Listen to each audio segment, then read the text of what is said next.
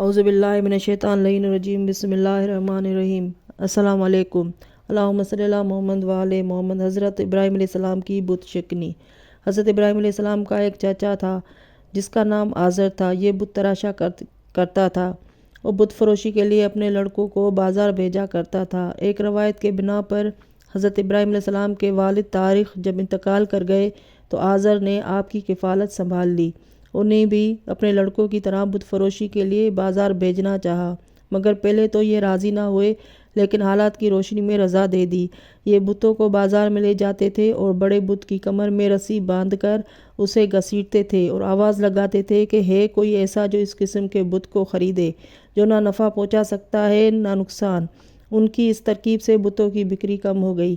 آزر نے مواخذہ کیا۔ آپ نے فرمایا کہ کیوں ایسے بتوں کو پوجتے ہو جو نہ سن سکتے ہیں نہ دیکھ سکتے ہیں؟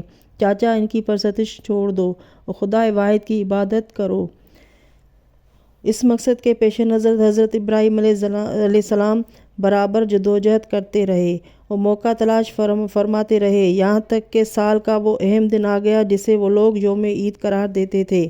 اس اہم عید کے دن میں وہ ایسا کرتے تھے کہ سب کے سب عمدہ کھانے تیار کرتے تھے اور بہترین لباس مہیا کرتے تھے اور ان سامان کو لا کر بتوں کے سامنے رکھ دیا کرتے تھے اور سارے کے سارے عیدگاہ چلے جاتے تھے۔ پھر جب وہاں سے فراغت کر کے واپس آتے تھے تو اپنے اپنے سامان بتوں کے سامنے سے اٹھا لیا کرتے تھے، پھر عمدہ لباس پہنتے اور فرحت و انتصاب کے ساتھ کھانے استعمال کرتے تھے اور ایک دوسرے کو مبارکباد اس امر کی دیتے تھے کہ بتوں نے ان کے کھانوں اور لباسوں کو پرعز برکت کر دیا ہے اور اب سارا سال خوشی اور مسرت میں گزرے گا۔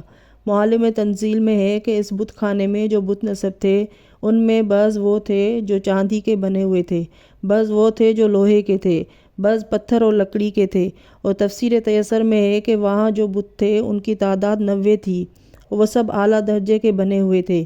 ان بتوں میں سب سے بڑا تھا جو وہ خالص سونے کا بنا ہوا تھا اور جواہرات کے نقش و نگار سے مرصع تھا۔ اس کی آنکھیں دو گوہر شاہوار کی طرح تھیں۔ تبری میں ہے کہ جب اس عید کے موقع پر لوگ جاتے تھے تو پہلے بت خانے میں جا کر بتوں کو سجدہ کرتے تھے اور جب واپس آتے تھے تو بتوں کو سجدہ کیا کرتے تھے۔ تبری میں یہ بھی ہے کہ ان لوگوں کی یہ عید اتنی اہم ہوتی تھی کہ اس میں سب کو شرکت کرنا پڑتی تھی اور کوئی شخص بھی ایسا نہ ہوتا تھا جو شرکت نہ کرے، سوا ان لوگوں کے جو بیمار ہوں۔ روانگی کے وقت لوگوں نے حضرت ابراہیم علیہ السلام پر زور دیا کہ تم بھی ہمارے عیدگاہ میں چلو، ہماری شان و شوکت دیکھو، تو تمہیں بھی اندازہ ہو کہ ہم لوگ کس عزت کے مالک ہیں اور ہمارے بتوں کی برکت کس درجہ وسعت رکھتی ہے، ہم ان کی توجہ سے کتنی بلندی اور برتری رکھتے ہیں۔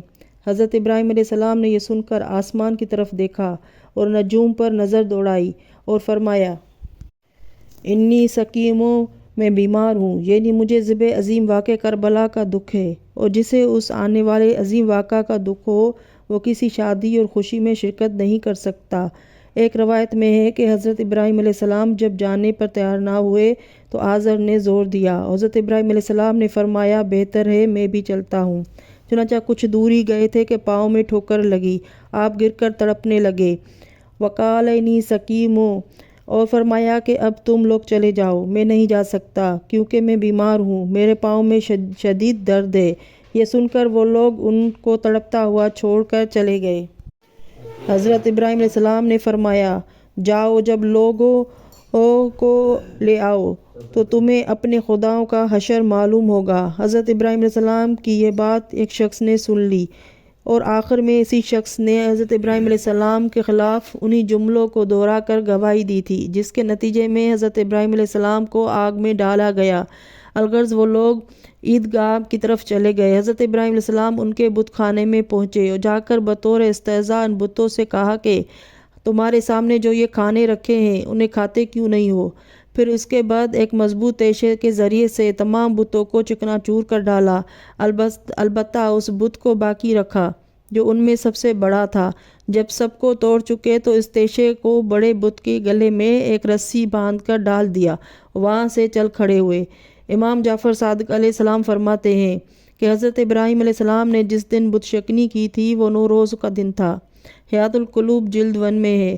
میرے نزدیک حضرت ابراہیم علیہ السلام کا بڑے بت کو نہ توڑنا اور اس کے گلے میں تیشے کا ڈالنا نہایت پرعز حکمت عمل تھا۔